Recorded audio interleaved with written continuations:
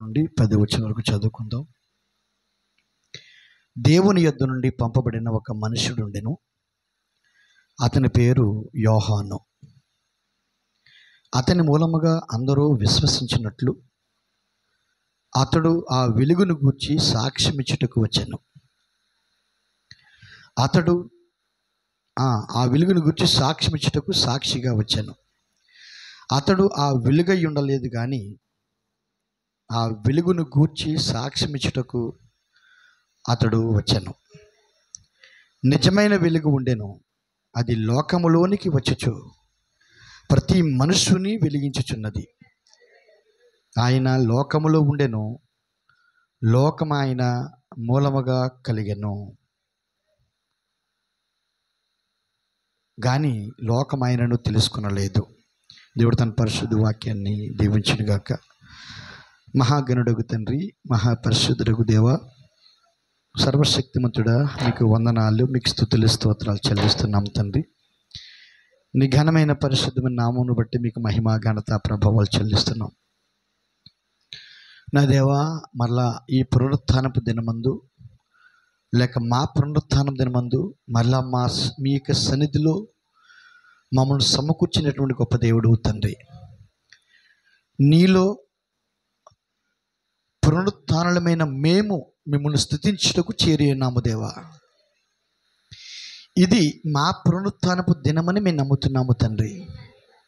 దేవా, నిశ్చయముగా మీకు స్తోత్రాలు చెల్లిస్తున్నాం. పాపంలో పడిన మమ్మలను క్రీస్తు ద్వారా ప్రభువా పైకి లేపినందుకొరకే మీకు స్తోత్రాలు చెల్లిస్తున్నాం.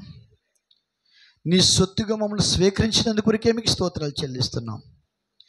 ఈ భూమి మీద నీకు సాక్షులుగా మమ్మల్ని ప్రత్యక్షపరుస్తున్నందుకొరకే మీకు స్తోత్రాలు చెల్లిస్తున్నాం. వ్రాయబడిన పత్రికలుగా ప్రభువా మమ్మల్ని చేస్తున్నందుకొరకే మీకు స్తోత్రాలు చెల్లిస్తున్నాం. దేవా, మీకు వందనాలు. కుడి వచ్చిన ప్రతి బిడ్డను దీవించండి, ఆశీర్వదించండి. ప్రభువా, నీ వాక్యమును మేము సమీపిస్తుండగా తండ్రి, మీ వాక్యం ద్వారా మాతో మాట్లాడి ప్రభువా మమ్మల్ని ఉత్తేజపరిచి ఉజ్జీవింపచేసి ప్రభువా తండ్రి, ప్రభువా నీ వాక్యము బయలుపాటుతో ప్రభువా మమ్మల్ని అభిషేకించి నాయన నీ పరిపూర్ణమైనటువంటి స్పష్టమైన నీ మార్గములో మేము నడుచుటకు ప్రభువా మీరు మాకు సహాయం ఇచ్చేయండి. ప్రభువా, మార్గం యొక్క చివరకు లేక ముగింపునకు మేము చాలా సమీపంలో ఉన్నాము తండ్రి. ప్రభువా, ఆవలగట్టుకు ఎంతో సమీపంలో ఉన్నాం ప్రభువా తండ్రి. ఆ ఆవలగొట్టిన తండ్రి మా కొరకు ఒక గొప్ప బహుమానాన్ని ఉంచిన దేవుడు దేవా. కనుక మా ముందు స్పష్టముగా ఉంచబడిన మార్గములు దీనులుగా, తగ్గింపు కలిగిన వారముగా, సమర్పణ కలిగిన వారముగా ప్రభువా మా యొక్క సాక్ష్యం ద్వారా, మా జీవితం ద్వారా ఎల్లప్పుడూ నిన్ను స్తుతిస్తూ మహింపరుస్తూ ప్రభువా నీ వాక్యమును ఘనపరుస్తూ ముందుకు వెళ్ళటకు మీరు మాకు సహాయం చేయమని, కుడి వచ్చిన ప్రతి బిడ్డను దీవించి ఆశీర్వదించమని యేసుక్రీస్తు యొక్క నామములో ప్రార్థిస్తున్నాను తండ్రి. ఆమేన్. కూర్చోండి. అందరికి ప్రభువైన యేసుక్రీస్తు నామములో వందనాలు తెలియజేస్తూ ఉన్నాను.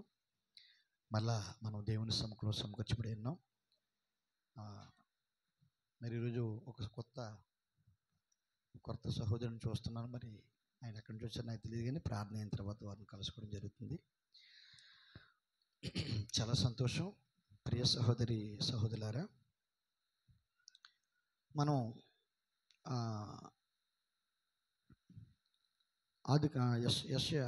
యోహాను సువార్త 1వ అధ్యాయం గురించి మనం గత 2-3 వారాల నుంచి చెప్పుకుంటున్నాం. ఈ 1వ అధ్యాయంలో మరి ఆదియందు దేవుడు వాక్యమై ఉన్నాడని, వాక్యమే వెలుగని, ఆ వెలుగే జీవమని చూసారా. ఆ జీవము, ఆ వెలుగు, వాక్యమై ఉన్న దేవుడు శరీరం దాల్చి మన మధ్య నివసించాడని మనం చెప్పుకున్నాం. దేవుని స్తోత్రం. అర్థమైందండి? దేవుడు, వాక్యము, వెలుగు, జీవము. ఈ వెలుగు, జీవము, వెలుగు, వాక్యము అయిన దేవుడు ఏమయ్యాడండి? ఈరోజు శరీరధారి అయి ఉన్నాడు. దేవుని స్తోత్రం. ఇక్కడ ఇక్కడ ఐదు ఐదు కనబడుతున్నాయి, చూసారండి? ఇక్కడ ఎన్ని కనబడుతున్నాయండి? 5 కనబడుతున్నాయి. దేవుడు, గాడ్, దేవుని స్తోత్రం. రెండోది వాక్యము, వర్డ్. మూడోది లైట్. నాలుగోది లైఫ్. లైఫ్.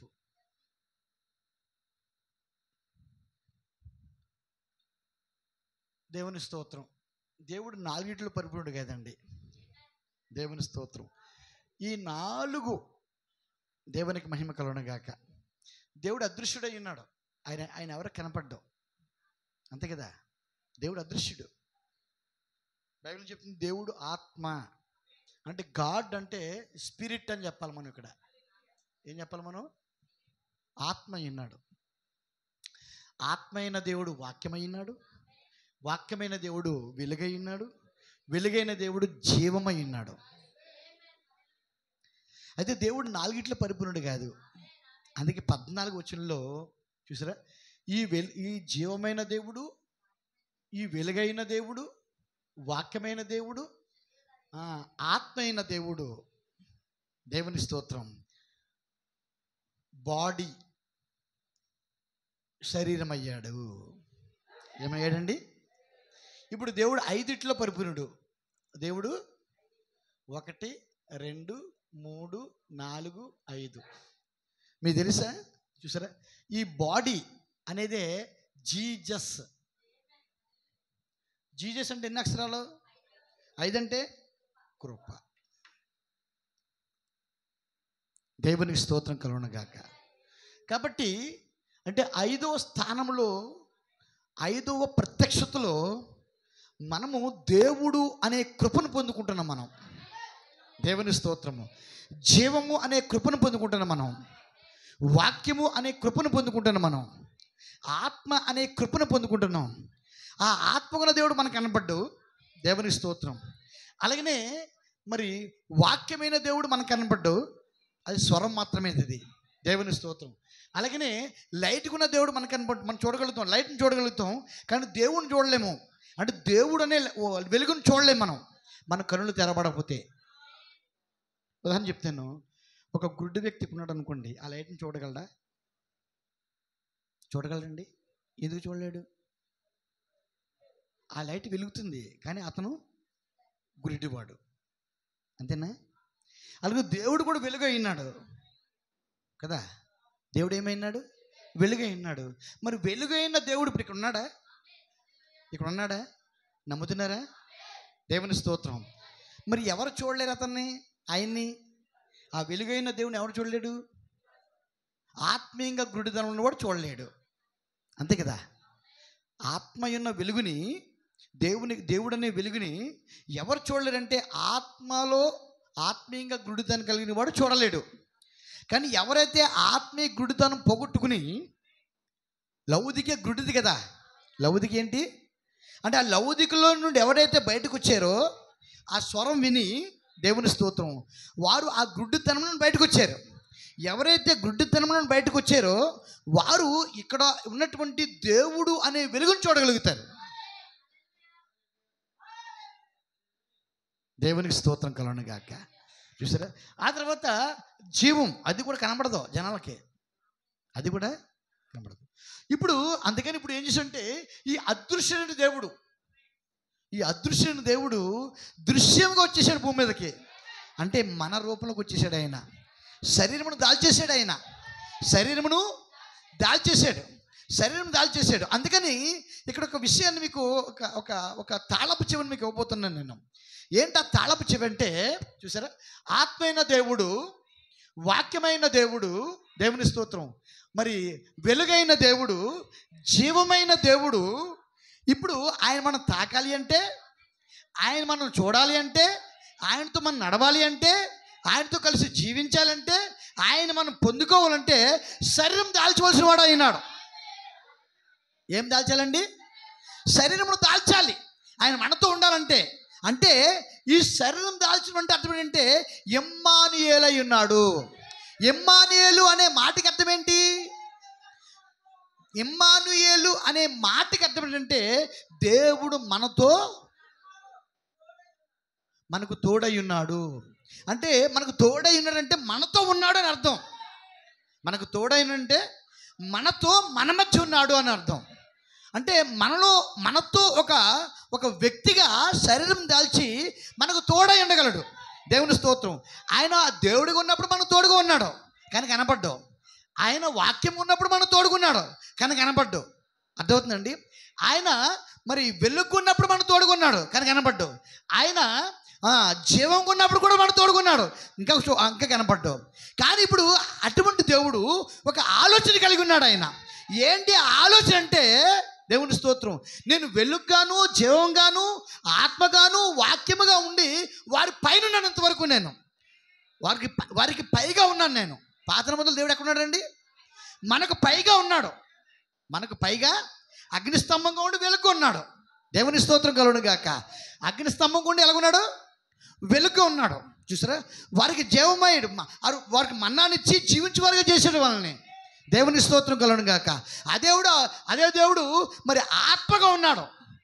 అదే దేవుడు ఆత్మగా ఉన్నాడు. అంత మాత్రం కాదు. అదే దేవుడు ప్రవక్తతో మాట్లాడి ప్రవక్త ద్వారా తన ప్రజలతో మాట్లాడు ద్వారా వాక్యమై ఉన్నాడు. ఆయన ఆత్మగున్నా వాక్యముగున్నా మరి వెలుగున్నా లేకపోతే జీవం ఉన్నా ఇంకా కూడా తన ప్రజలు పైకి ఉన్నాడు తప్ప తన ప్రజలతో లేడు. ఆయన ఎక్కడ లేడు? ఆయన తన ప్రజల మధ్య లేడు, తన ప్రజలతో లేడు. ఇంకా కూడా ఆయన ఇమ్మానుయేలు కాదు, ఆయన పాత నిబంధనలో ఇమ్మానుయేలుగా లేడు ఆయన. అయితే దేవునికి తలంపు లేక దేవునికి ఉద్దేశం అంటే ఆయన యొక్క మనస్సులో ఉన్నటువంటి ఆ రెండవ ప్రత్యక్షత, రెండవ తలంపు ఏదైతే ఉన్నదో దాన్ని ఆచరణలో తీసుకోవాలనుకున్నాడు ఆయన. ఏంటి ఆచరణ అంటే, నా ప్రజలకు అందకుండా పైన ఉండడం కాదు, కానీ ఇప్పుడు నేనే నా ప్రజల్లోనికి ఒక మనిషిగా వెళ్ళాలి, వారితో కలిసి జీవించాలి, వారి అనుభవాలను పొందుకోవాలి, వారికి తోడుగా ఉండాలి, నేను వారితో కలిసి నడవాలి, వారితో కలిసి జీవించాలి. దేవునికి స్తోత్రం కలుగును గాక. మరి ముఖ్యమైన సంగతి ఏంటంటే, వారు చేసిన పాపములు ఒక మనిషిగా నేను నా సిలువ రూపంలో నా భుజాన్ని వేసుకుని, అర్థమైందండి?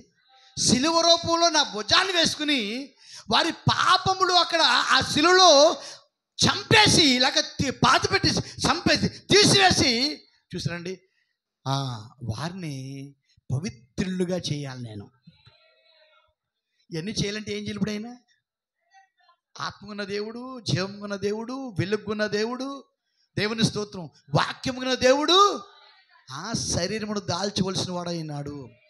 ఇది ఏ దైవత్వంలో రెండో భాగమైనది. దైవత్వంలో రెండో ప్రత్యక్షత అయినది. మొదటి ప్రత్యక్షత పైన ఆత్మగుండి పైన దేవుడు అయినాడు. రెండో ప్రత్యక్షత ఆ ఆత్మ అయిన దేవుడు శరీరధారిగా రావాల్సిన వాడు అయినాడు. దేవుని స్తోత్రం. సరే, శరీరధారికి వచ్చాడు అనుకోండి, ఆయన ఆత్మ ఉన్నప్పుడు ఎవరు గుర్తించట్లేదు, ఆయన వాక్యం ఉన్నప్పుడు ఎవరు గుర్తించట్లేదు, ఆయన వెలుగున్నప్పుడు ఎవరు గుర్తించట్లేదు. ఎవరో నిర్ణయించబడిన వారే గుర్తిస్తున్నారు. ఎవరండి? ప్రతి కాలంలో కూడా నిర్ణయించబడిన వారు మాత్రమే గుర్తిస్తున్నారు. చూసారండి, ఇప్పుడు ఏం జరిగిందంటే, మనము ఏ రూపంలో ఉన్నామో ఆ రూపాన్ని తీసుకున్నాడు ఆయన. దాసునిగా, రిక్తునిగా, దాసుని స్వరూపును ధరించాడని బైబిల్ చెప్తుంది. ఏ స్వరూపు దాల్చాడు ఆయన? చూడండి, ఒకసారి చూద్దాం మాట.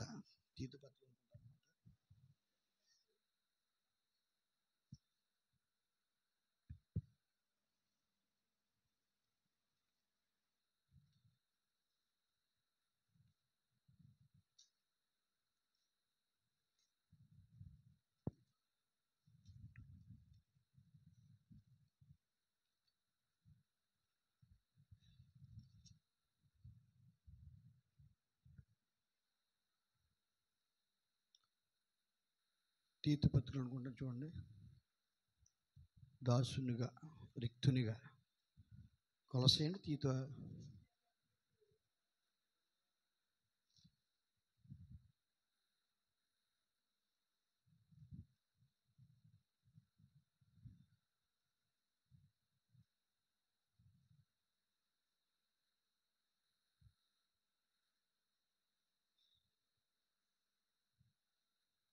ఎవరికైనా జ్ఞాపకం ఉందన్నమాట.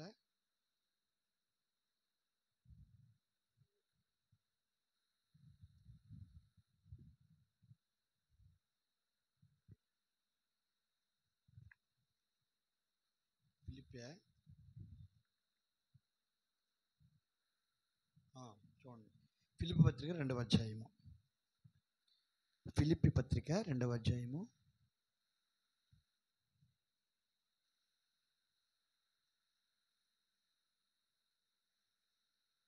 మొదటి నుంచి చదువుతున్నాను. ఫిలిప్పీలకు రాసిన పత్రిక 2వ అధ్యాయం, క్రొత్త నిబంధన 179 పేజీ నెంబరు. క్రొత్త నిబంధన 179 పేజీ నెంబరు, 2వ అధ్యాయము ఫిలిప్పి పత్రిక.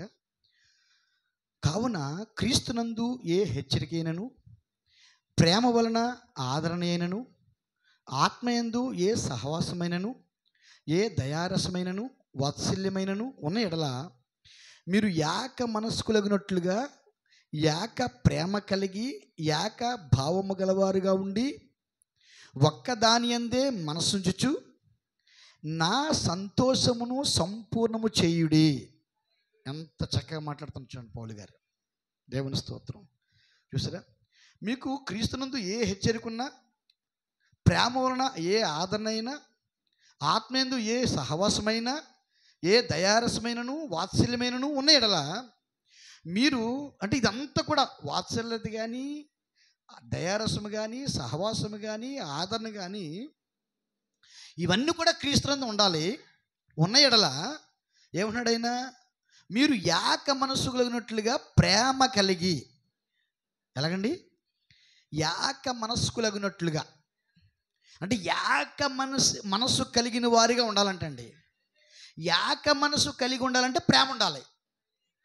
ఏక మనస్సు కలిగి ఉండాలంటే ప్రేమ కలిగి ఉండాలి.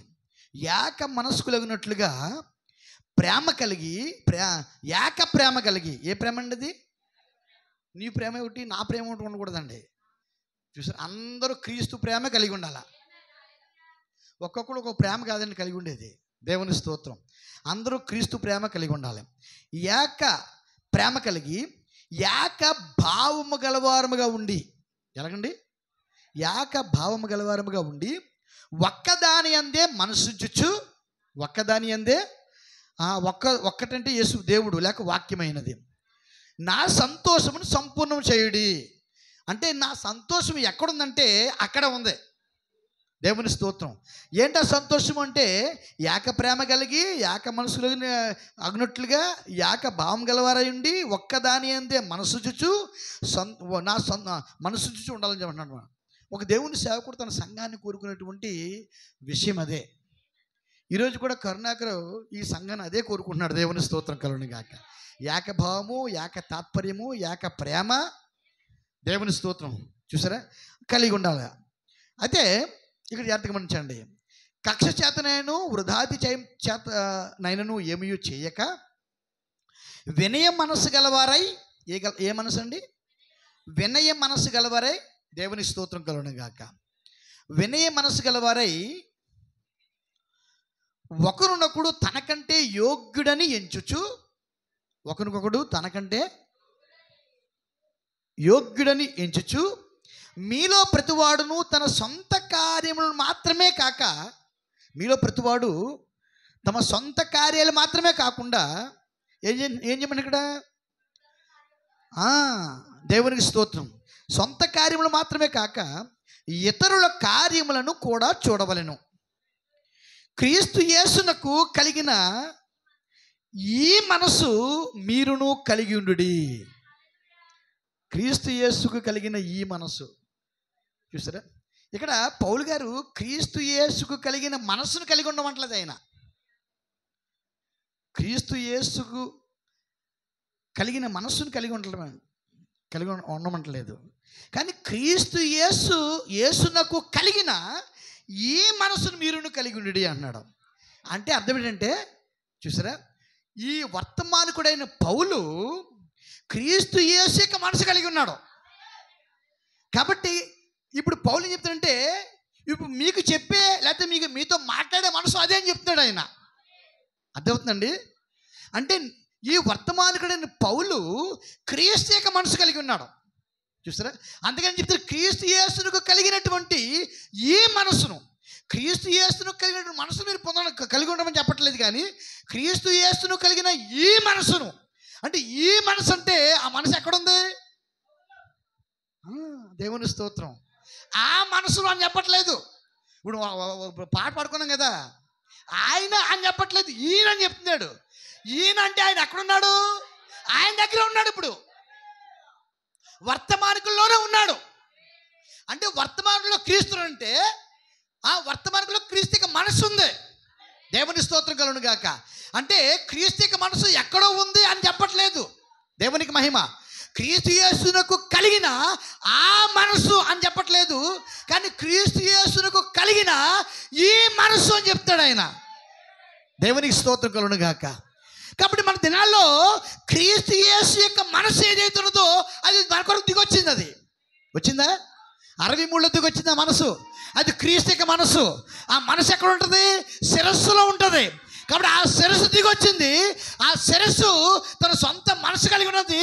ఆ మనసు క్రీస్తు యేసు కలిగిన మనసు. అది ఎవరిదో కాదు, దేవుని యొక్క మనసు అయినది.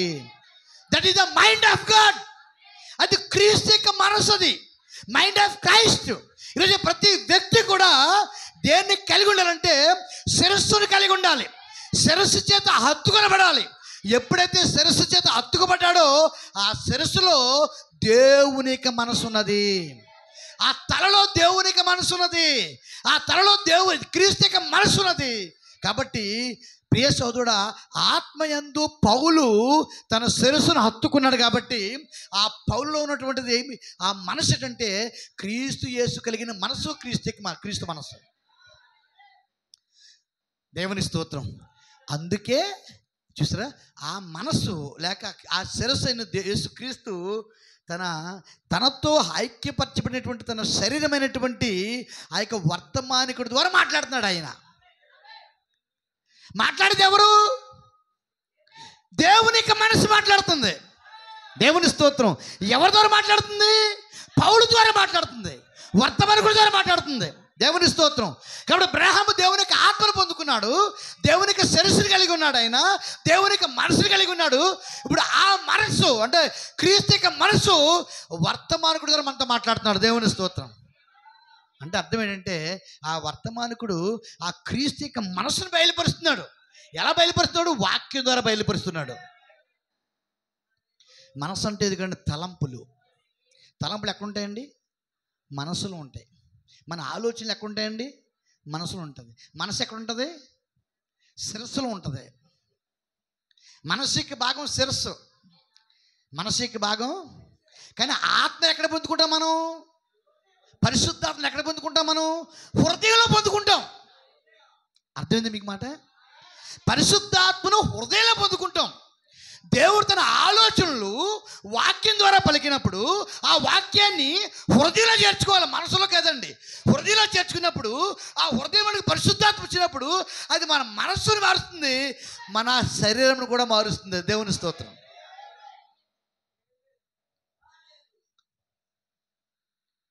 అది మన మనసును మారుస్తుంది. మన మనసు అంటే మన తలంపులు, మన ఆలోచనలు మారుస్తుంది. మన ఆలోచనలు మారినప్పుడు అప్పుడు ఈ శరీరం కూడా మార్పు చెందుతుంది. నువ్వు వ్యభిచారం చేయాలనుకున్నప్పుడు, మనసులో పుట్టినప్పుడు వ్యభిచారం దగ్గరికి వెళ్తావు, నువ్వు చేయడానికి వెళ్తావు. ఇప్పుడు అదే మనసులో నువ్వు క్రీస్తుని పొందుకున్నప్పుడు నువ్వు దేవుని సన్నిధికి వెళ్ళాలని ఆ మనసు చెప్పినప్పుడు ఎక్కడికి వెళ్తావు? ఇప్పుడు అంటే నీ శరీరము నీ మనసు చెప్పినట్లు ఆలకిస్తుంది. అంటే నీ శరీరము నీ మనసు యొక్క కంట్రోల్లో ఉంది. నీ మనసు నీ హృదయం యొక్క కంట్రోల్లో ఉండాలి. దేవుని స్తోత్రం. ఎందుకంటే దేవుడి స్థానం అదే. దేవునికి స్తోత్రం కలుగును గాక. ఒకప్పుడు సినిమాకి వెళ్ళేవాళ్ళం, ఇప్పుడు ఎక్కడికి వస్తాం మనం? దేవుని దగ్గరికి వస్తున్నాం, మనం వాక్యం దగ్గరికి వస్తున్నాం మనం. దేవునికి స్తోత్రం కలుగును గాక. అంటే మన మార్గాలు మారిపోయాయి, మన గమ్యాలు మారిపోయాయి, మన జీవితాలు మారిపోయాయి, మన ఆలోచనలు మారిపోయాయి, మన తలంపులు మారిపోయాయి. దేవునికి స్తోత్రం కలుగును గాక. అంటే క్రీస్తు యొక్క మనసును పొందుకుంటున్నాం మనం. దేవుని స్తోత్రం. క్రీస్తు యొక్క మనసును ఏం చేస్తాం మనం? పొందుకుంటున్నాం. దేవునికి స్తోత్రం కలుగును గాక. కాబట్టి ఆ మాట చెత్తిలు క్రీస్తు యేసునకు కలిగిన ఈ మనసును, ఆ మనసును కాదు, ఈ మనసును మీరును కలిగి ఉండుడి. దేవునికి స్తోత్రం కలుగును గాక. వర్తమానికుడు ఆయన్ని శాబనోకాన్యంలో చూపించట్లేదండి, తనలో చూపించుకుంటున్నాడు ఆయన. అర్థమవుతుంది అన్నమాట మీకు? వర్తమాన దృశ్యం అర్థమవుతుంది. ప్రవక్త శిరస్సును ఎక్కడ కలుసుకున్నాడు ఆయన? శాబనోకాన్యంలో కలుసుకున్నాడు ఆయన. ఆ మేకలోకి ఎత్తపడ్డాడు ఆయన. ఎక్కడికి ఎత్తపడ్డాడు? మేఘలోనికి ఎత్తపడ్డాడు ఆయన. 7వ దూత ద్వారా చూసారా, ఆ మేఘంలోకి వెళ్ళడానికి ద్వారం తెరబడింది ఆయనకి. 1వ దూత, 2వ దూత, 3వ దూత, 4వ దూత, 5వ దూత, 6వ దూత, 7వ దూత. దేవుని స్తోత్రం. ఈ మేఘంలోనికి ఎంట్రన్స్ ఎలా జరిగిందంటే 7వ దూతతో లోపలికి వెళ్ళాడు ఆయన. ఎలాగెళ్ళాడు? 7వ దూతతో లోపలికి వెళ్ళాడు. ఈ 7 దూతల యొక్క సమూహమే, 7 దూతల యొక్క సమూహమే మేఘమైనది. మేఘ రూపంలో పామ వచ్చింది. దేవుని స్తోత్రం. అది ఏదో కాదు కానీ అది క్రీస్తు యొక్క మనసు అయినది, అది క్రీస్తు యొక్క శిరస్సు అయినది. దేవుని స్తోత్రం కలను గాక. కాబట్టి బ్రహ్మం గారు ఇప్పుడు ఏం చేయాలంటే, మీరు క్రీస్తు యొక్క మనసు కలిగి ఉండండి, ఆ క్రీస్తు యొక్క మనసు కలిగి ఉండండి అని చెప్పాలి ఆయన కదా. ఆయన అలా చెప్పట్లేదు. ఆ క్రీస్తు యొక్క మనసును కలిగి ఉండాలని చెప్పట్లేదు, ఆ క్రీస్తు యేసును కలిగిన మనసును కలిగి ఉండాలని చెప్పట్లేదు. కానీ మీరు క్రీస్తు యేసును కలిగిన ఈ మనసును కలిగి ఉండాలని చెప్తాడు ఆయన. అంటే అర్థం ఏంటంటే ఆ శిరస్సు, ఆ మనసు ఆ శాబనోకాన్యమే లేదు కానీ ఇప్పుడు ఎక్కడో దిగొచ్చేసింది. అది వర్తమానికుల్లో ఉంది. దేవుని స్తోత్రం. అందుకని ఈ మనస్సును మీరు కలిగి ఉండుడి అంటే వర్తమానికుడు అప్పటికే క్రీస్తు యొక్క మనస్సును కలిగి ఉన్నాడు. అక్కడ బోధించేది ఆయన మనసే. దేవుని స్తోత్రం కలుగును గాక. సరే, ఈ మనసును మీరు కలిగి ఉండండి. ఆయన దేవుని స్వరూపం కలిగిన వాడై, అర్థమైందండి? ఎవరైనా ఆయన ఎవరంటే దేవుని స్వరూపమును కలిగిన వాడై ఉండి దేవునితో సమానముగా ఉండుట విడిచిపెట్టకూడని భాగ్యమని ఎంచుకునలేదు. కానీ చూసారా, ఆయన ఏమంటున్నాడు చూసిన ప్రవక్త, ఆయన క్రీస్తు మనసు కలిగి ఉన్నాడు కదా. ఇప్పుడు ఈ మనసును కలిగి ఉండి, క్రీస్తు యేసును కలిగిన మనసును మీరు కలిగి ఉండని చెప్పి ఈ మనసును కలిగి ఉన్నాడు. అంటే క్రీస్తు మనసు తనలో ఉన్నదని ఆయన మాట్లాడుతున్నాడు. ఇప్పుడు అంటే ఈ ప్రవక్త ఎవరికో సాక్ష్యం ఇస్తున్నాడు అంటే, ఆ శిరస్సు కొరకు సాక్ష్యం ఇస్తున్నాడు, ఆ మనసు కొరకు సాక్ష్యం ఇస్తున్నాడు. దేవుని స్తోత్రం. దేవునికి ప్రణాళిక గురించి సాక్ష్యం ఇస్తున్నాడు.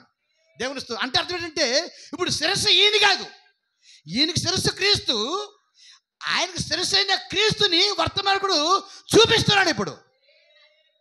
దేవునికి మహిమ కలుగును గాక. ఎందుకంటే ఆ శిరస్సుని ఎవరో చూడాలి, ఆ శిరస్సుని ఎవరో గుర్తించాలి, ఆ శిరస్సు, ఆ తలలోంచి వచ్చిన ఆలోచనలు, తలంపులు ఎవరో గుర్తించాలి, దాన్ని చేర్చుకోవాలి. దేవుని స్తోత్రం. వారు కూడా ఆయన మనసును పొందుకోవాలి. అది ఎవరు కాదు, అది మనమై ఉన్నాం. వధువు అయిన దేవుని స్తోత్రం కలుగును గాక. అంటే ఇక్కడ గమనించవలసింది, ఆయన ప్రవక్త క్రీస్తు యొక్క మనసును కలిగినప్పటికీ నేను శిరస్సుని చెప్పట్లేదు, నేను శిరస్సుని చెప్పట్లేదు, కానీ ఆ శిరస్సును ప్రత్యక్షపరుస్తున్నాడు ఆయన, దానికోసం సాక్ష్యం ఇస్తున్నాడు ఆయన. ఇందా మనం చెప్పుకున్నాం కదా, ఆ ప్రవక్త ఆ వెలుగు అతను వెలుగై ఉండలేదు కానీ అతను వెలుగు కొరకు సాక్ష్యం ఇచ్చాడు అని చెప్తున్నాడు ఆయన. కాబట్టి ప్రవక్త ఏం చేస్తాడంటే, అతను శిరస్సు కాదు మనకి, ప్రవక్త మనకు శిరస్సు కాదు సంఘానికి, ప్రవక్త మనకు సంపూర్ణత కాదు, ప్రవక్త మనకి సంపూర్ణ వాక్యం కాదు. దేవుని స్తోత్రం. ఆ శిరస్సు కలిగినటువంటి దేవునికి తలంపులు కలిగినటువంటి ప్రవక్త ఆ శిరస్సు మనం ప్రత్యక్షపరుస్తున్నాడు, చూపిస్తున్నాడు మనకి. దేవునికి స్తోత్రం కలుగును గాక. చెప్తాడు ఆయన దేవుని స్వరూపం కలిగిన వాడయ్యుండి దేవునితో సమానముగా ఉండుట విడిచిపెట్టకూడని భాగ్యమని ఎంచుకోనలేదు. కానీ మనుషుల పోలికగా పుట్టి, ఎలా పుట్టాడండి ఆయన అంటే, ఇక్కడ ఏమైంది, ఇప్పుడు ఇక్కడ ఏమైంది, ఆ దేవుని మనసు అయితే ఉన్నదో, ఆ దేవునికి ఆత్మ అయితే ఉన్నదో, వాక్యం ఏదైతే ఉన్నదో, లైఫ్ ఏదైతే ఉందో, ఇప్పుడు ఏమైపోయి ఉండైనా బాడీ అయ్యాడు. దేవుని స్తోత్రం. మనుషుని పోలికగా పుట్టి, మీకు తెలుసా దేవునికి స్వరూపం ఏంటి తెలుసండి? దేవుని శరీరం. ఎంతమంది తెలుసండి? ఎంతమంది తెలుసు ఏంటి దేవుని శరీరం?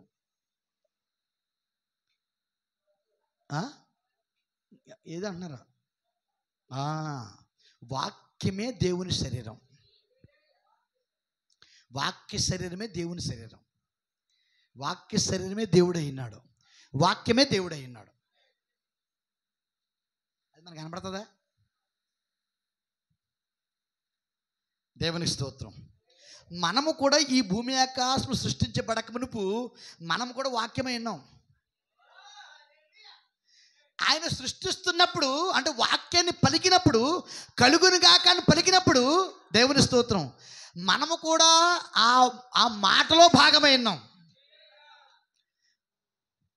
దేవుని స్తోత్రం. అర్థమవుతుందండి? కాబట్టి ఇప్పుడు వాక్యమైన దేవుడు ఏ రూపం దాల్చాడు? ఇప్పుడు మనుషుని పోలికగా పుట్టి, ఈ శరీరం మనిషిది, ఈ మనిషిని పోలికగా పుట్టి దాసుని స్వరూపమును ధరించుకుని, దాసుడు అంటే సేవకుడు, పనివాడు. ఎలాగండి? యజమాను రూపం దాల్చుకోలేదండి. యజమాను రూపం అంటే ఏలువాణి యొక్క రూపం ధరించుకో, అంటే ఏలడానికి రాలేదు ఆయన, పరిపాలన రాలేదు. అర్థమైందా? కొట్టడానికో తిట్టడానికో గద్దించడానికో అజ్జేయడానికి రాలేదు ఆయన. దేవుని స్తోత్రం. యజమానుడిగా ప్రభువుగా రాలేదు, కానీ ఎలాగొచ్చాడు? దాసుడిగా వచ్చాడు ఆయన. అంటే పనిచేసేవాడుగా వచ్చాడు, పనిచేసేవాడుగా. అందుకనే ఆయన పనిచేసేవాడుగా వచ్చాడు. కాబట్టి అలిసిపోయి మురికి పట్టి లేక ధూళి పట్టినటువంటి పాదములు, తన శిష్యుల యొక్క పాదములు, వాళ్ళు ఈ లోక సంబంధం పోలిస్తే ఎటువంటి యోగ్యులు కాదు, ఎటువంటి చదువు లేనివారు వాళ్ళు పామర్లు. వారిని కుర్చీలో కూర్చునబెట్టి, వాళ్ళ పళ్ళెం దగ్గర పాదముల దగ్గర పళ్ళెం పెట్టి నీళ్లు తీసుకుని, దేవుని స్తోత్రం, ఆయన నడుముకు తువాలు కట్టుకుని, నడుముకి ఏం కట్టుకున్నాడండి? తువాలు కట్టుకుని కూర్చుని, వారి పాదముల దగ్గర కూర్చుని ఆయన వారి పాదములు కడిగాడు. దేవుని స్తోత్రం. ఇప్పుడు దాసుడండి ఆయన, యజమానుడా? దాసుడా యజమానుడా? దేవుని స్తోత్రం. ఒకవేళ నువ్వు దేవుని కుమారుడు అయితే, వాక్యం నీలో శరీరం దాల్చితే, తప్పకుండా యేసుక్రీస్తు దాసుడయిండి తన సహోదరుల పాదములు కడిగినట్లుగా నీవు కూడా ఆ పరిచర్యను లేక ఆ వాక్యమును, ఆ భాగమును తప్పకుండా నెరవేరుస్తావు. ఈరోజు చాలామంది సంస్కారం తీసుకోవట్లేదు. దేవునికి స్తోత్రం. ఒకప్పుడు నువ్వు వాక్యమైనావు, ఇప్పుడు దాసుడిగా భూమి మీదకి వచ్చావు. ఒకప్పుడు దేవుడు వాక్యమై ఉన్నాడు, దాసుడిగా భూమి మీదకి మానవుడిగా దిగొచ్చి దాసుడిగా భూమి మీదకి వచ్చి ఆయన తన శిష్యుల పాదాలు కలిగాడు. మరి ఒకప్పుడు మనం కూడా వాక్యమై ఉన్నాం, ఇప్పుడు శరీరం దాల్చాం, ఇప్పుడు దాసుడిగా మనం కూడా చేయాలి. దేవుని స్తోత్రం. అంటే అలా చేయాలని ఆయన చేసి చూపించి ఆజ్ఞాపించాడు. ఆయన ఏం చేశాడు? ఆయన చేశాడు, చూపించాడు, మనం చేయమని ఆజ్ఞాపించాడు ఆయన. అందుకే తప్పకుండా ప్రతి ఒక్కరూ ప్రభురాత్రి భోజనంలో పాలు పంపులు పొందాలి.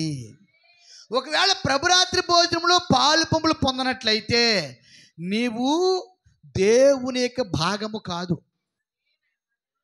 దేవుని యొక్క సొత్తువు కాదు, దేవునికి శరీరంలో అవయవం కాదు, నువ్వు దేవునికి శరీరము కాదు, నువ్వు దేవునికి సంబంధించిన కాదు, అవుట్ ఆఫ్ బాడీ. అంటే దేవునికి శరీరానికి బయట ఉండలేవు. ఆయన శరీరంతో నీకు అటాచ్మెంట్ లేదు, ఆయన శరీరంతో ఏం లేదు, నీకు అటాచ్మెంట్ లేదు, నీకు ఆయనటువంటి సంబంధం లేదు. ఎందుకంటే బైబిల్ చెప్తుంది, నా రొట్టె నా శరీరం తిని నా రక్తం త్రాగువాడే నిత్య జీవం గలవాడు, నిత్య జీవం గలవాడు. ఒక కొమ్మ ఫలించాలంటే, ద్రాక్షవల్లి ఫలించాలంటే, ఆ ద్రాక్షవల్లి యొక్క తీగె ఆ ద్రాక్షవల్లిలో కలిపి ఉండాలి. దేవుని స్తోత్రం. ఆ తీగ ద్రాక్షవల్లితో లేకపోతే చూసారా, ఆ ద్రాక్షవల్లి ఫలించదు, ఆ తీగ ఫలించదు. ఆ తీగ ఫలించాలంటే ఆ తీగ ద్రాక్షవల్లి ఉండాలి. ఆ ద్రాక్షవల్లి ఎవరంటే యేసుక్రీస్తు అయినాడు. నేనే నిజమైన ద్రాక్షవల్లిని. ఆ ద్రాక్షవల్లి నుండి ఆ తీగ కట్ చేసామనుకోండి, తీగ అంటే కొమ్మండి, పాదు అంటాం కదా, అది కట్ చేసామనుకోండి, అది ఎక్కడైతే ఆ ద్రాక్షవల్లి ఉందో అక్కడ ఆ కొమ్మ కట్ చేస్తే అక్కడుండి ఆ క్షణం నుండి అది అలాగా ఎండిపోద్ది అనమాట.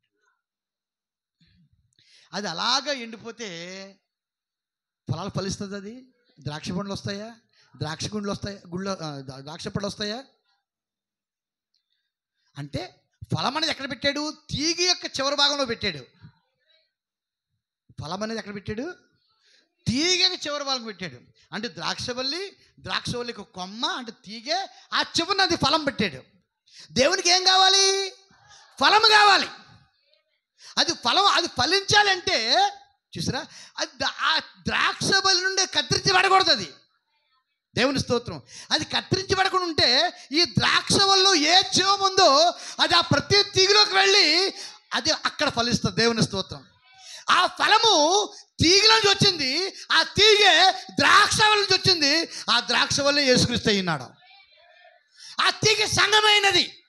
దేవుని స్తోత్రం. లేక ఒక విశ్వాసం అయినాడు అంటే నువ్వు వాక్యంతో కలిపి ఉండినప్పుడు, ఐక్యతలో ఉన్నప్పుడు అప్పుడు నువ్వు ఫలిస్తావు. దేవుని స్తోత్రం. అంటే ఆయన శరీరంతో నువ్వు అతుకుబడి ఉండాలి. క్రీస్తు యొక్క శరీరంతో అతుకుబడి ఉండాలి. వారే జీవం గలవారు ఉంటారు. అంటే నాకు చెప్పిన అందుకే నా శరీరం తిని నా రక్తం త్రాగుబడే నిత్య జీవము గలవారు. ఎన్నో సంవత్సరాలు, ఎన్నో నెలలు అయినా సరే వారి హృదయము, వారి మనస్సాక్షి గద్దించట్లేదు, నేను ఎందుకు సంస్కారం తీసుకోవట్లేదు అని. ఒకవేళ అటువంటి మనస్సాక్షి లేగినట్లయితే ఒకవేళ నువ్వు దేవుని సంతానం కాదేమో. ఒకవేళ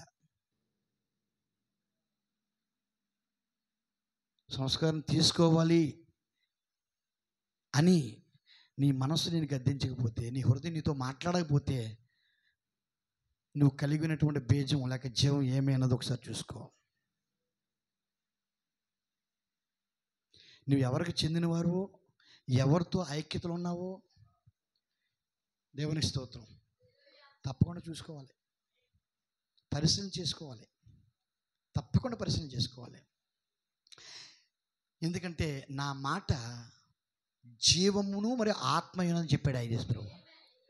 ఆత్మయు మరియు జీవమని చెప్పాడు ఆయన. దేవుని మాట ఆత్మ మరియు జీవము. యేసుక్రీస్తు మాట భూమి ఆకాశం గతించిన సరే నా మాటలు ఏమాత్రం కూడా గతించవు అని చెప్పాడు ఆయన.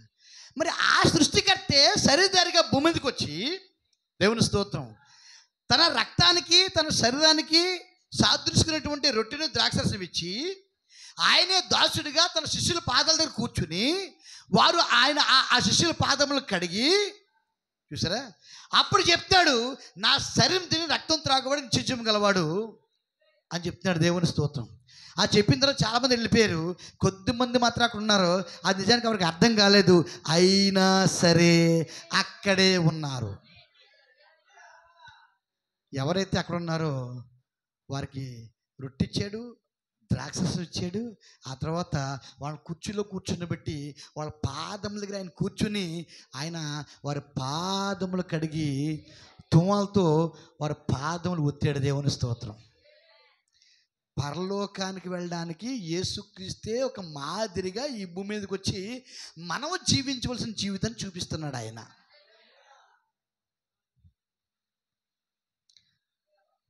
మనం జీవించవలసిన జీవితాన్ని ఆయన చూపిస్తున్నాడు. ఒకవేళ ఈ భూమి మీద ఏ విశ్వాసం అయినా సరే ఆ మాదిరికరమైన జీవితాన్ని ఒకవేళ జీవించలేనట్లయితే సరే, ఆ జీవితం చూపించేశాడు ఆయన. ఆ తర్వాత చనిపోయాడు ఆయన, సమాధి చేపట్టాడు ఆయన, తిరిగి దేవుని ద్వారా లేపడ్డాడు. ఎక్కడికి వెళ్ళాడు ఆయన? ఎక్కడికి వెళ్ళాడు ఆయన? పరలోకానికి వెళ్ళాడు. పరలోకంలో ఎక్కడికి ఎత్తబడ్డాడు ఆయన? ఆయన సింహాసనం కూర్చున్నాడు, అంటే తండ్రికి సింహాసనం కూర్చున్నాడు కదా. ఇప్పుడు ఆయన ఈ భూమి మీద ఏ జీవితం అనేది జీవించాడో ఆ జీవితాన్ని ఇప్పుడు ఎవరైతే జీవిస్తారో వారు కూడా చనిపోవచ్చు లేక ఎత్తబడవచ్చు. ఎక్కడికి ఎత్తబడతారు? ఆయన సింహాసనం దగ్గర ఎత్తబడతారు. దేవుని స్తోత్రం.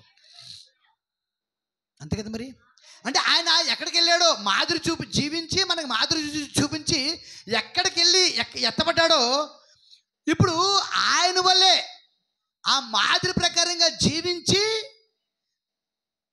ఎత్తబడిన వారు తప్పకుండా ఆయన ఎక్కడ కూర్చుంటారు అక్కడే కూర్చుంటారు, ఆయన ప్రక్కనే కూర్చుంటారు. అంటే వధువు తప్పకుండా ఆయన ప్రక్కన కూర్చుంటుంది. అంటే ఆయన ప్రక్కన కూర్చుండి వారు మాత్రమే ఆయన జీవించిన మాదిరికరమైన జీవితాన్ని వారు జీవిస్తారు. ఆయన జీవించిన మాదిరికరమైన జీవితం ఎవరైతే జీవించినారో వారికి ఎత్తబడి లేదు, వారికి సింహాసనం లేదు. వారికి ఏం లేదండి, ఎత్తబడి లేదు, వారికి సింహాసనము లేదు. అందుకని తప్పకుండా తప్పకుండా నువ్వు దేవుని యొక్క క్రీస్తు యొక్క ఆత్మను లేక ఆ మనస్సును కలిగి ఉంటే ఆ మనస్సు లేక ఆత్మని ప్రశ్నిస్తుంది, నువ్వెందుకు సంస్కారం తీసుకోవట్లేదు?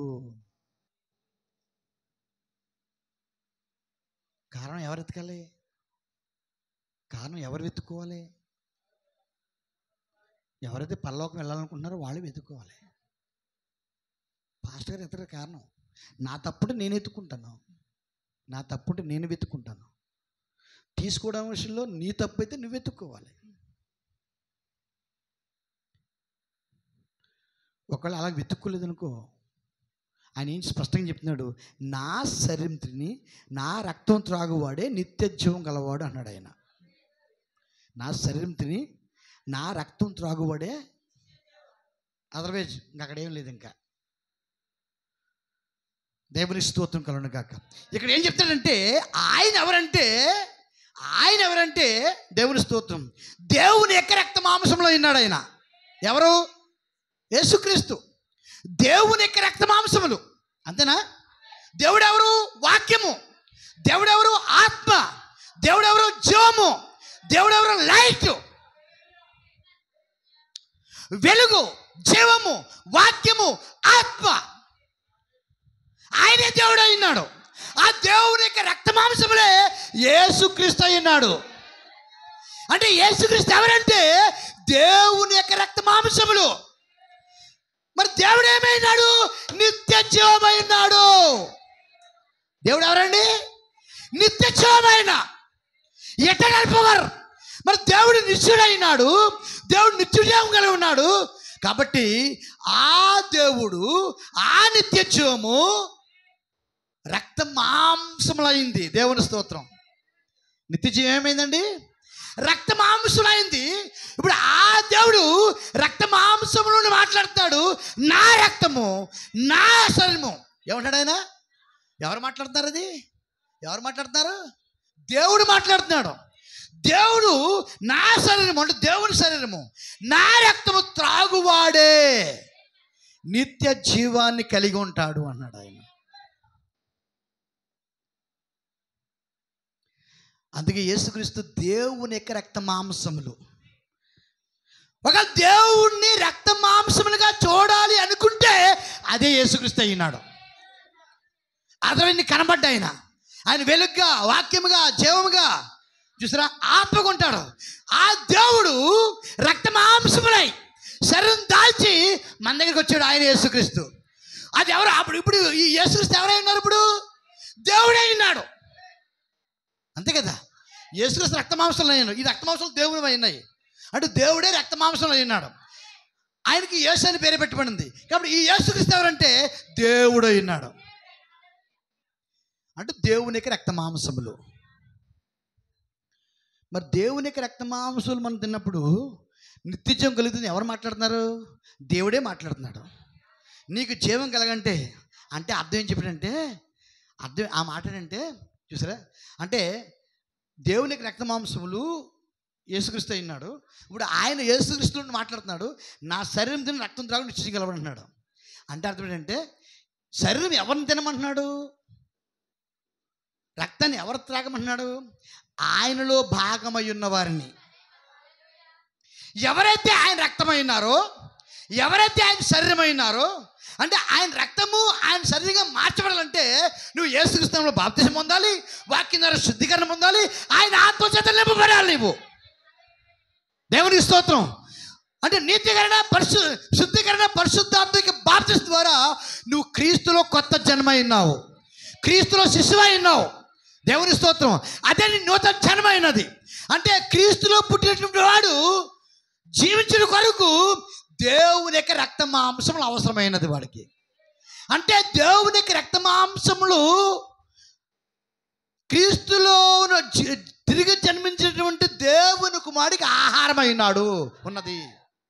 అంటే తిరిగి జన్మించిన విశ్వాసి, తిరిగి జన్మించిన దేవుని కుమారుడు ఈ భూమి మీద జీవించాలంటే, ఆ తర్వాత ఈ భూలోక జీవితం అయిపోయిన తర్వాత పరలోకంలో మళ్ళీ ఎల్లప్పుడూ ఆయనతో సదాకాలం ఉండాలంటే ఈ భూమి మీద తనకు జీవించడానికి ఒక ఆహారం ఇచ్చాడు. ఆ ఆహారం మీద కాదు, ఆ దేవుని యొక్క రక్త మాంసములే. దేవుని యొక్క రక్త మాంసములే. చూసారా, ఇక్కడ తినకుండా అక్కడ జీవించలేవు నువ్వు. ఇక్కడ తింటే ఇక్కడ జీవిస్తావు, అక్కడ కూడా జీవిస్తావు. ఇక్కడ కొంతకాలం జీవించడానికి ఆయన సాక్షిగా, అక్కడ ఎల్లప్పుడూ జీవించడానికి. దేవుని స్తోత్రం. ఆయనతో దేవునికి మహిమ. అంటే ఇప్పుడు చెప్పండి, పరలోకమును దిగి వచ్చిన ఆహారము ఇప్పుడు ఎవరండి? ఆయనే. పరలోకమును దిగి వచ్చిన ఆహారం ఆయనే. ఇప్పుడు మాట చెప్తాను చూడండి. దేవునికి మహిమ. ఇప్పుడు ఆ రక్త మాంసములు ఎక్కడ ఉన్నాయంటే, ఏమైనాయంటే వాక్యమైనది చెప్పాడు ఆయన. ప్రత్యక్షపరచబడిన వాక్యము అని చెప్పాడు ఆయన.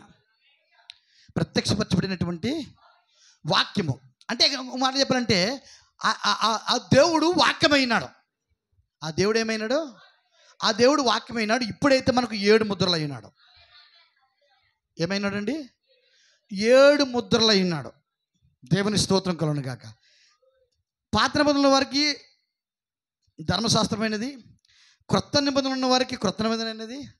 చూసారా, మనకైతే 7 ముద్రల గ్రంథము, ఇదే సంపూర్ణ గ్రంథమైనది. ఇప్పుడు ఈ గ్రంథం తెరబడింది కదండి. ఈ గ్రంథము తెరబడి అంటే వాక్యము తెరబడుట అని అర్థం. దేవుడు తెరబడుట అని అర్థం. అంటే తెరవబడిన దేవుడు, తెర తొలగించబడిన దేవుడు ఆయన. ఏమాత్రం ముసుగు లేదు. ఏమాత్రం అయినా ముసుగు లేదు. దేవుని స్తోత్రం. ఇప్పుడు తెరవబడిన దేవుడు ఎవరికి ప్రత్యక్షమవుతున్నాడంటే తిరిగి జన్మించినటువంటి దేవుని కుమారుడికి ప్రత్యక్షమవుతున్నాడు. ఎవరికండి? తిరిగి జన్మించిన దేవుని కుమారులు. అంటే దేవుడు ఎవరికి ప్రత్యక్షమవుతున్నాడు అంటే దేవుని కుమారుడిగా ప్రత్యక్షమవుతున్నాడు. అవిశ్వాసకు ప్రత్యక్షం కాడు ఆయన. అవిశ్వాసకి ఇంకా ఇది మూసివేయబడిన గ్రంథమే, ఇంకా ముద్రించబడిన గ్రంథమే. కానీ ఎవరైతే క్రీస్తులో తిరిగి జన్మించారో, ఎవరైతే దేవుని కుమారులు భూమి మీద ఉన్నారో వారికి దేవుడు తెరబడినవాడు అయినాడు, ప్రత్యక్షపరచబడినవాడు అయినాడు. తను ఏ రూపంలోనూ బయలుపరిచేవాడు అయినాడు. అందుకే దేవుడు తెరవబడిన గ్రంథముతో ఆయన భూమి దిగి వచ్చాడు. అంటే తెరవబడిన గ్రంథం అంటే అర్థం ఏంటంటే తెరవబడిన వాక్యం అని అర్థం, తెరవబడిన పుస్తకం అని అర్థం. దేవుని స్తోత్రం. అదే వాక్యం. మొదటి కాలంలో వాక్యము శరీరం దాల్చింది కదా, అది యేసుక్రీస్తు అయినాడు. దేవుని స్తోత్రం. ఇప్పుడు ఆ యేసుక్రీస్తు ఈ గ్రంథం అయినాడు. ఇప్పుడు ఆ యేసుక్రీస్తు ఏమన్నాడండి? ఈ విమోచన గ్రంథం అయినాడు. ఇప్పుడు ఈ విమోచన గ్రంథము దూత ద్వారా తెరవబడి నీ ముందుకు వచ్చింది. ఇప్పుడు నీ ముందు తెరవబడుతుంది, అది మన ముందు తెరవబడుతుంది. అది ఇప్పుడు ఈ తెరవబడిన గ్రంథము, దేవుని స్తోత్రం, ఇప్పుడు ఎక్కడ ఎవరైతే భుజిస్తారో వారే వాక్యమునకు దేవునికి రక్త మాంసములై ఉన్నారు. దేవునికి రక్త మాంసములు ఎవరు? క్రీస్తుకు రక్త మాంసములు ఎవరు? పరిశుద్ధాత్మకు రక్త మాంసములు ఎవరు? వాక్యమునకు రక్త మాంసములు ఎవరు? క్రీస్తుకు రక్త మాంసములు ఎవరు? ఎవరైతే ఆయనను భుజిస్తున్నారో, ఎవరైతే ఆయన తింటున్నారో, ఎవరైతే ఆయన రక్తం త్రాగుతున్నారో వారే క్రీస్తుకి రక్త మాంసములు. యేసు దేవుని రక్త మాంసములు. ఇప్పుడు యేసుకి లేక క్రీస్తుకి మనం రక్త మాంసములు ఉన్నాం. దేవుని స్తోత్రం. ఆ కాలంలో దేవుని చూడాలంటే వారు యేసుని చూడాలి. ఆయన యేసులోనే ప్రత్యక్షపరచుకుంటున్నాడు. ఆయన ఎక్కడ ప్రత్యక్షపరచుకుంటున్నాడు? ఆయన యేసులోనే ప్రత్యక్షపరచుకుంటున్నాడు. కుమారుడే ఆ తండ్రిని బయలుపరుస్తున్నాడు. ఈ కాలంలో యేసును చూడాలంటే దేవుని స్తోత్రం, ఈ గంధాన్ని తినేవారిని చూడాలా. ఈ గంధాన్ని తినేవారిని చూడాలా. ఈ గంధాన్ని ఎవరు తింటారు? ఆయన శరీరం మీద తింటుంది, ఆయన రక్త మాంసం తింటారు, తిరిగి జన్మించిన ఆయన బిడ్డలే తింటారు, ఈ విమోచనలో గ్రంథంలో భాగస్తులే తింటారు. దేవునికి స్తోత్రం కలుగును గాక. ఈ గంధమును తినేవారే అంటే ఆయన శరీరం తిని రక్తం త్రాగువారే చూసారా ఆయనకి రక్త మాంసములై ఉన్నారు. అంటే ఈ గ్రంథం వాక్యమైనది. ఈ వాక్యం ఎవరిలోకి వెళుచున్నదో, దేవుని స్తోత్రం, ఈ గ్రంథం ఎవరిలోకి వెళుచున్నదో ఎలా వెళ్తుంది? తినుడి ద్వారా వెళ్తుంది. ఎలా వెళ్తుందండి? అందుకనే క్రీస్తు మరలా, దేవుడు మరలా శరీరధారి అయినని, దేవునికి స్తోత్రం. ఉందా? ఉందా? చూపించమంటారన్నమాట. చూడండి,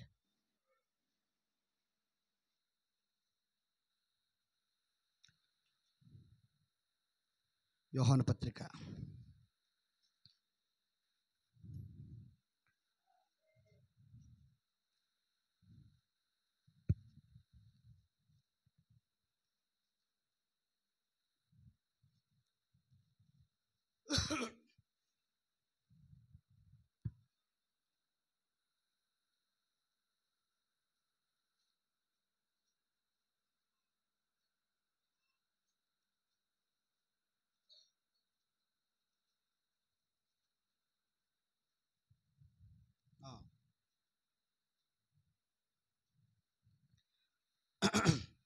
యోహాను పత్రిక రెండో పత్రిక, యోహాను రెండో పత్రిక చివర పేజీ నెంబరు 225, క్రొత్త నిబంధన.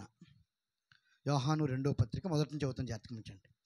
పెద్దనైన నేను, మొదటి పత్రిక మొదటి వచ్చిన అది మొదటి నుంచి చదువుతున్నాను, ఒకే అధ్యాయం అక్కడ. పెద్దనైన నేను ఏర్పరచబడినదైన అమ్మగారికి ఆమె పిల్లలకును శుభమని చెప్పి వ్రాయినది. ఏర్పరచబడినదైన అమ్మగారు అంటే ఎవరండి?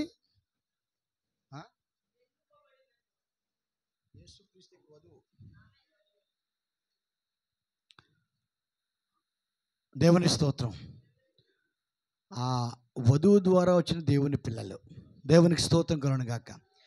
చూసారా, దాన్ని ఎలక్టెడ్ పీపుల్ అనమాట అండి. చూసారా, ఏర్పరచబడినదైన అమ్మగారికి ఆమె పిల్లలకును శుభమని చెప్పి వ్రాయినది. నేను మాత్రమే కాక సత్యము ఎరిగిన వారందరూ, నేను మాత్రమే కాక సత్యమును ఎరిగిన వారందరూ మనలో నిలుచుచు, ఎక్కడ నిలవాలంటండి? దేవుని స్తోత్రం. మనలో నిలుచుచు మనతో ఎల్లప్పుడూ ఉండు సత్యమును బట్టి మనలో నిలబడాలి.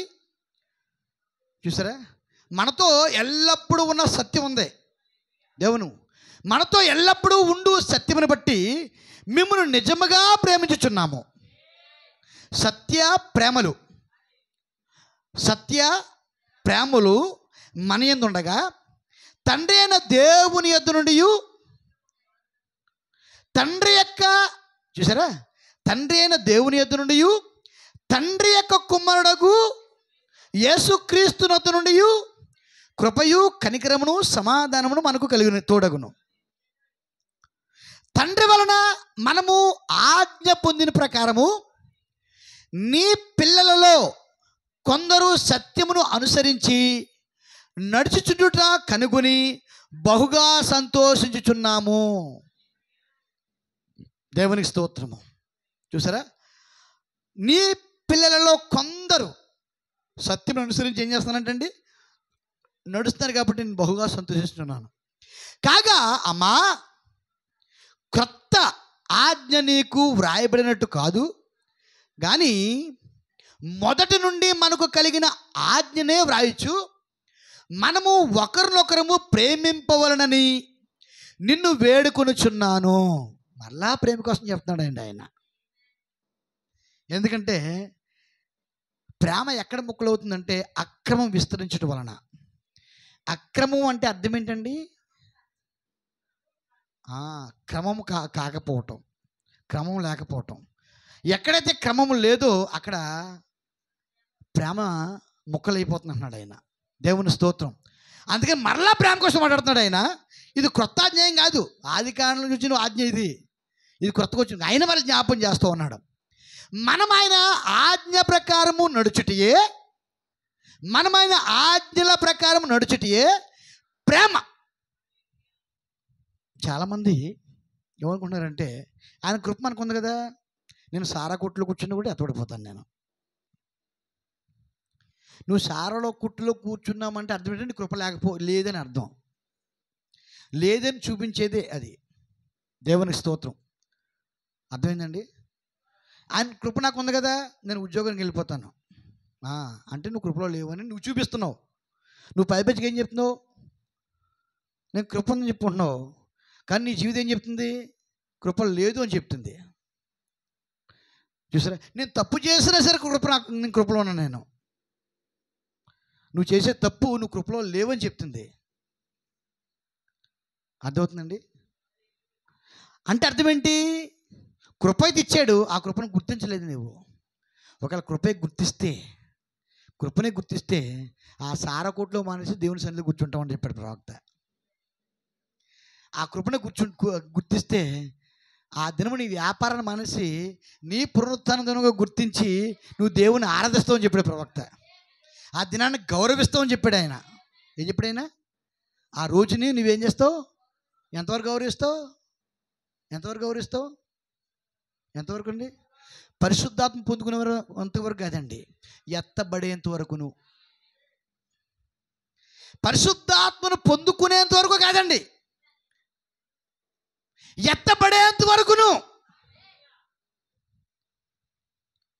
పరిశుద్ధాత్మను పొందుకున్నట్లో అయిపోలేదని. అసలు నీ జీవితం పరిశుద్ధాత్మను పొందుకున్న తర్వాతే ప్రారంభమైంది క్రీస్తులో. నువ్వు ఇంకా ప్రారంభంలో ఉన్నావు. నువ్వు ఎక్కడున్నావు? నువ్వు ప్రారంభంలో నువ్వు మొక్కలో ఉన్నావు నీవు. కాబట్టి పరిశుద్ధాత్మ పొందుకున్న తర్వాతే నీ జీవితం ప్రారంభమైంది ఈ భూమి మీద దేవుని కుమారుడిగా. అందుకని ఏం చేయాలి? మనం ఎత్తబడేంత వరకు చేయాలి. దేవుని ఆజ్ఞలను ఎలా ప్రేమించాలండి? ఎత్తబడేంత వరకు ప్రేమించాలి. దేవుని స్తోత్రం. మనం మన ఆజ్ఞల ప్రకారము నడుచుటియే ప్రేమ. మీరు మొదటి నుండి వినిన ప్రకారము, మొదటి నుంచి విన్నారు మీరు ఈ మాట, ప్రేమలో నడుచుకున్న వలను అదే నడుచుకుని అనున్నది ఆ ఆజ్ఞ. మొదటి నుంచి కూడా వినిన ప్రకారంగా మీరు ప్రేమలో నడుచుకోవాలి. ప్రేమలో నడుచుకోవడం అంటే ఆయన ఆజ్ఞల్లో నడుచుకోవాలి అని అర్థం. ఆయన ఆజ్ఞలు పాటించాలి అని అర్థం. అదే దానికి అర్థం అక్కడ. ఇప్పుడు చెప్పండి, యేసుక్రీస్తు శరీరధారి అయి వచ్చినని ఒప్పుకొనని వంచకులు అనేకులు లోకములో బయలుదేరి ఉన్నారు. యేసుక్రీస్తు శరీరధారి అయి ఎవరండి వచ్చింది?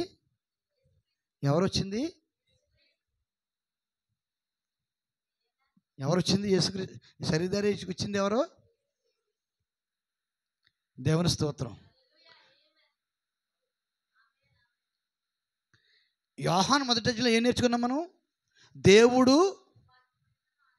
వాక్యమైనాడు, ఆ వాక్యము శరీరధారి అయి కదా. అంటే వాక్యము శరీరధారి అయింది. అక్కడ వాక్యము శరీరధారి అయింది. నమ్ముతున్నారు ఈ మాట?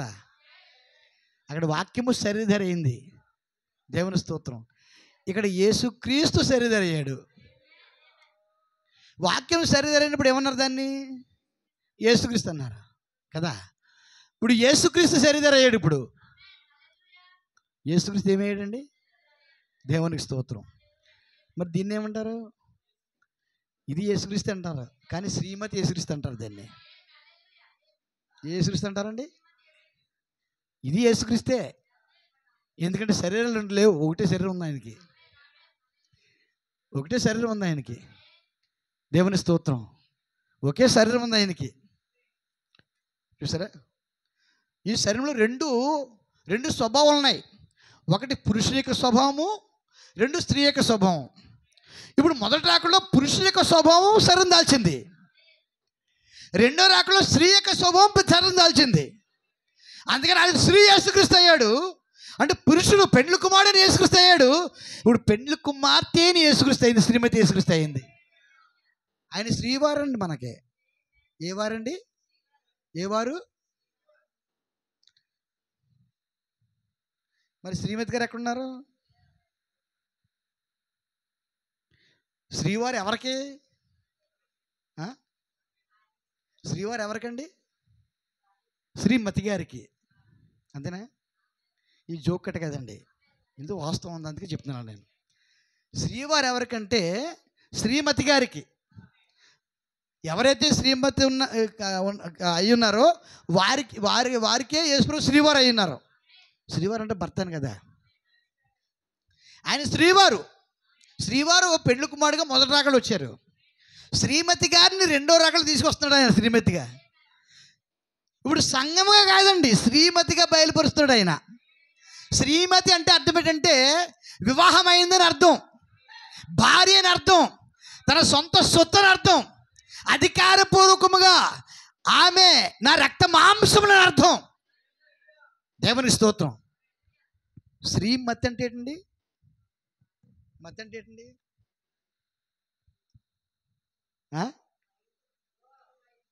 మతి మతి మతి అంటే ఏంటని చెప్పండి.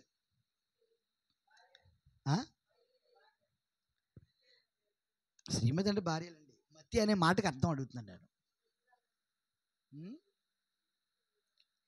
ఇది మతి పోయిందని అంటారు కదా. మతి పోయింది అంటారా? అంటే మైండ్ పోయిందని అర్థం. మైండ్ అంటే ఇంక తెలుగులో మైండ్ అనే మాటకి తెలుగులో అర్థం మనస్సు.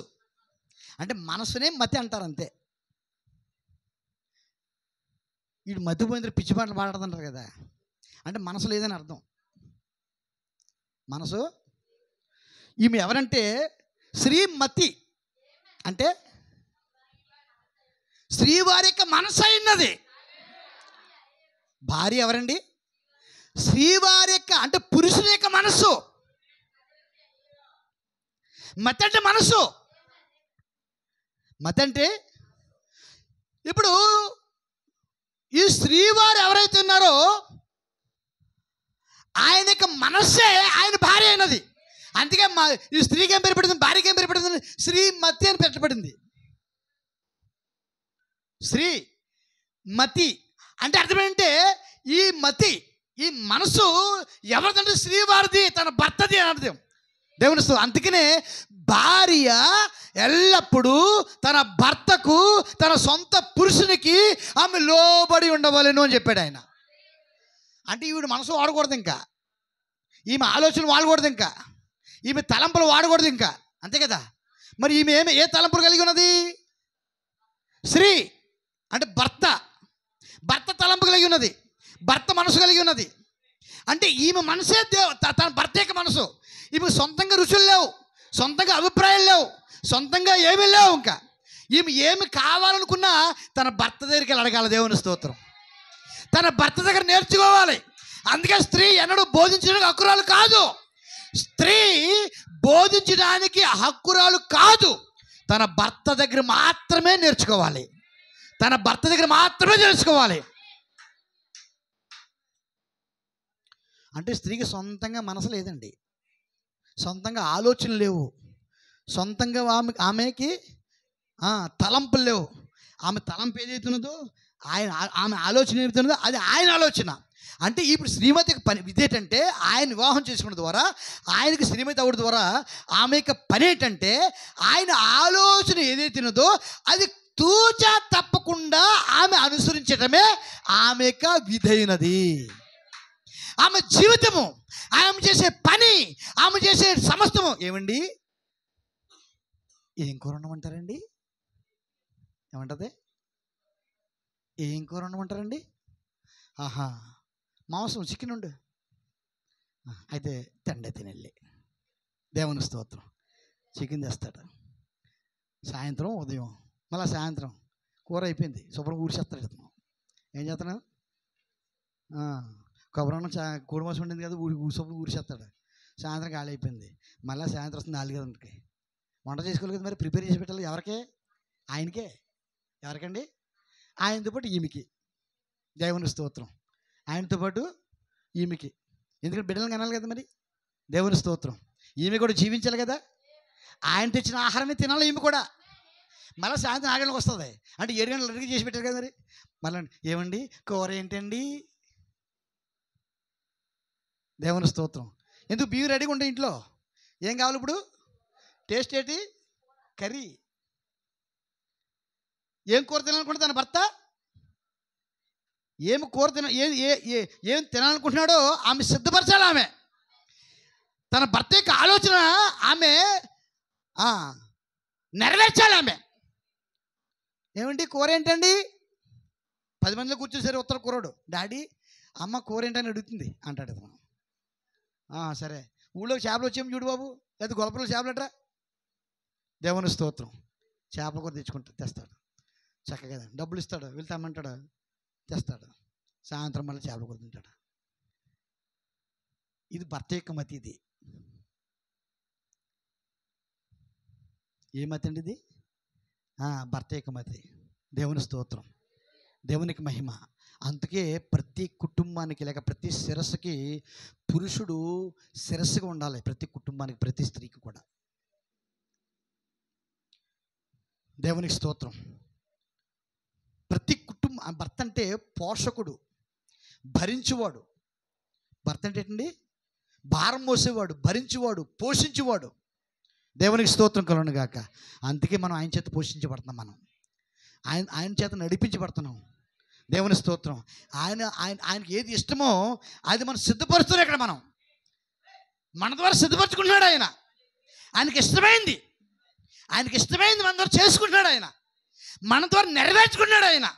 ఆయన కోరికలు, ఆయన తలంపులు, ఆయన ఆలోచనలు, ఆయన యొక్క ప్రణాళికలు. దేవుని స్తోత్రం.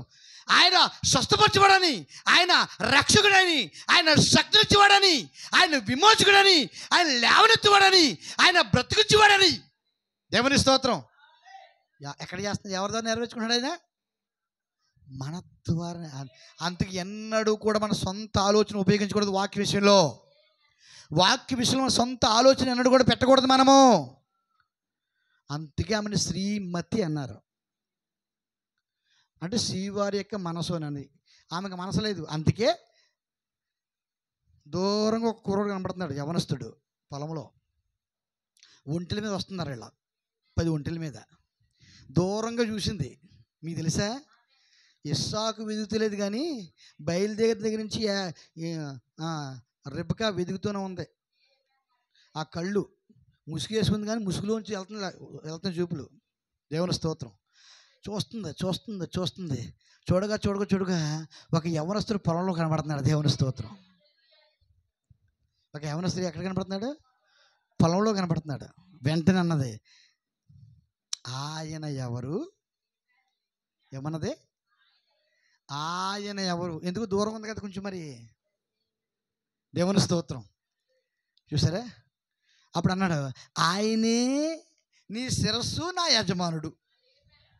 దేవునికి మహిమ కలుగును గాక. ఏమన్నాడు? ఆయనే నీ భర్త, నీ మతి, నా యజమానుడును. ఎవరైనా నీ మతి. దేవుని స్తోత్రం. నా మత అంటే నా మనసా లేక నా శిరసా? అమ్మ బాబాయ్ అని టక్కన ఏం చేసిందంటే ఆ ఒంటిని దిగేసిందండి. ఎక్కడ దిగేసింది? ఒంటి మీద దిగేసి ఇప్పుడు తన మనసును, తన శిరస్సును ఏం చేసింది ఇప్పుడు? దేవుని స్తోత్రం. వెంటనే ముసివేసుకుంది. అంటే నా మనసు లేదు ఇక, నాకు ఆయనే మనసు.